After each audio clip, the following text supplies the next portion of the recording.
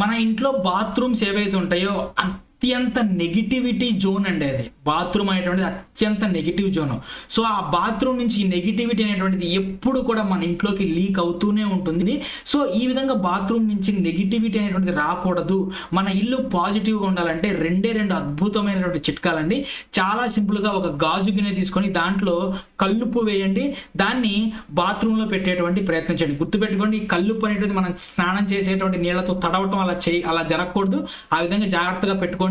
ప్రతి 15 రోజులకు ఒకసారి ఈ కల్లుప్పు అనేటువంటి దాన్ని మారుస్తూ ఉండాలి, కొత్త కల్లుప్పు అనేటువంటి రీప్లేస్ చేస్తూ ఉండాలి, లేకపోతే ఇంకా నెగిటివ్ అయిపోయేటువంటి అవకాశం ఉంటుంది. అలానే మన బాత్రూంలో నుంచి ఎప్పుడు కూడా పాజిటివ్ స్మెల్ అనేటువంటిది, అంటే ఒక మంచి స్మెల్ అనేటువంటిది రావాలండి.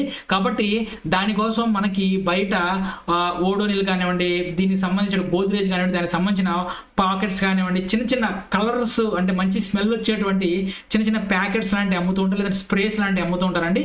దాన్ని ఖచ్చితంగా బాత్రూంలో పెట్టేటువంటి ప్రయత్నం చేయండి.